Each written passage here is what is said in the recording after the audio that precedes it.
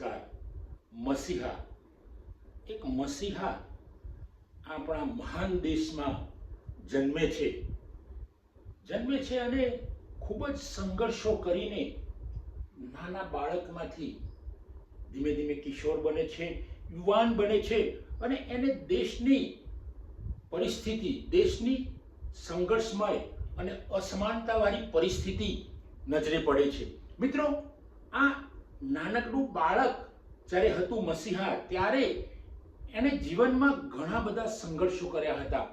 નાત જાતના ભેદભાવો, ધર્મના ભેદભાવો, સ્ત્રીઓ વચ્ચેના ભેદભાવો, ઉચ્ચ નીચના ભેદભાવો, ગરીબ અમીરીના ભેદભાવો તેણે જોયા અને તેને થયું કે આ ભેદભાવો માટે જીવનમાં કંઈક કરવું જોઈએ. મિત્રો, આ મસીહાએ નાનપણમાં જ વિચારો મનમાં ગઠિત કરી દીધા અને લોકો આ મસીહાને કહે છે કે આ મસીહા છે માત્ર દલિતોનો, આદિવાસીઓનો મસીહા છે, આ મસીહા માત્ર ગરીબોનો છે. મિત્ર, એવું નથી. મસીહા જ્યારે મસીહા કહેવાય છે ત્યારે તે કોઈ એક જ્ઞાતિ, ધર્મ, એક સંપ્રદાયનો નથી હોતો. એ સમગ્ર દેશનો બની જાય છે, ક્યારેક સમગ્ર વિશ્વનો બની જાય છે. મસીહા નામ જ એનું છે કે ઉદ્ધારક માટે કોઈ ભેદભાવ નહીં હોય. છતાંય સમાજમાં, દેશમાં, ધર્મમાં, વિશ્વમાં જુદી જુદી ગેરમાન્યતાઓ ફેલાય. માણસ હોય ત્યાં માન્યતા પણ હોય, ગેરમાન્યતાઓ હોય અને ગેરસમજો પણ હોય. મિત્ર, આ મસીહાનું નામ છે ડોક્ટર ભીમરાવ આંબેડકર. ભીમરાવ આંબેડકરે દલિતો, શોષિતો માટે તો કામ કર્યું છે, બધાને યાદ છે અને લોકો એવું માને છે કે આ શોષિતો અને દલિતોનો મસીહા હતો. મિત્રો, એવું નહોતું. એમણે એક કાયદો મજૂર અધિકારો માટેનો જે પસાર કર્યો, એની અંદર એમણે જે 12 કલાકોનું મજૂરો માટેનું કામ હતું એના કલાકો કર્યા 8. આ મજૂરોમાં માત્ર દલિતો નહોતા, આદિવાસી નહોતા, મજૂરોમાં તો ગરીબ વર્ગ પણ હતો, એ જુદી જુદી જાતિઓ પણ હતી. તો આ મસીહાએ જે કામ કર્યું મજૂરો માટેનું, એક શ્રેષ્ઠ કામ કર્યું છે.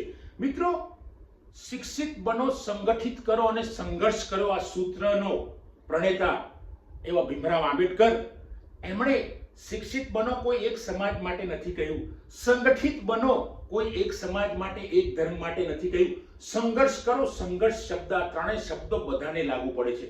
મિત્ર, એમણે સમાનતા અને ન્યાયનો પાયો નાખ્યો. આપણા દેશની અંદર સમાનતા અને ન્યાયનો પાયો નાખ્યો. આ સમાનતા દરેક સમાજ માટે છે, દરેક વ્યક્તિ માટે છે.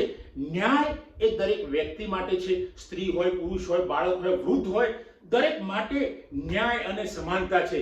મિત્રો, સ્ત્રી મુક્તિ માટે એમણે જબરજસ્ત કામ કર્યું છે. સમાનતા, સ્વતંત્રતા માટે હિન્દુ કોડ બિલ પસાર કર્યું. આ જબરજસ્ત કામ કહેવાય. સ્ત્રી કઈ એમના સમાજમાં જ હતી એવું નહીં. સ્ત્રીઓ તો દરેક સમાજમાં હતી, દરેક ધર્મમાં હતી અને જે જુદી જુદી રીતે સ્ત્રીઓનું શોષણ થાય છે, આજે પણ થાય છે, એ આપણે સૌ જોઈએ છે.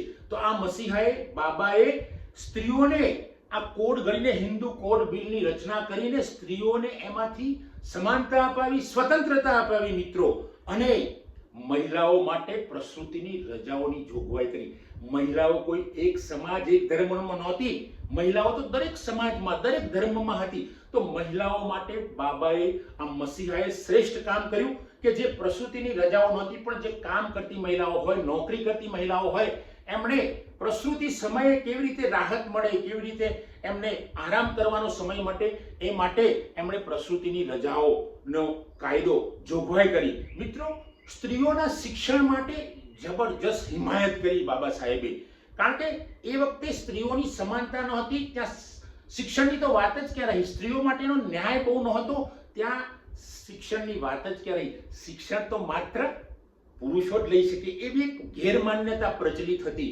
આજે પણ ક્યાંક ક્યાંક જોવા મળે છે. તો એવા સમયે સ્ત્રીઓને શિક્ષણ આપવું જોઈએ અને સ્ત્રીઓ શિક્ષણ દ્વારા આગળ આવશે. અને જો સ્ત્રીઓ આગળ આવશે તો આપણો સમાજ, આપણો દેશ, આપણો ધર્મ બધું જ આગળ આવશે, એવું બાબાનું માનવું હતું. તો બાબાએ એક ખૂબ સરસ કામ કર્યું અને એનાથી પણ વધુ બહેનોને છૂટાછેડાનો અધિકાર મળ્યો, વારસાનો અધિકાર મળ્યો.